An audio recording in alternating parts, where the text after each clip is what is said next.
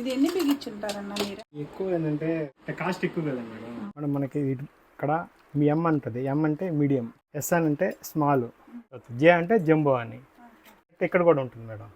ఇక్కడ జే S M అని ఉంటుంది.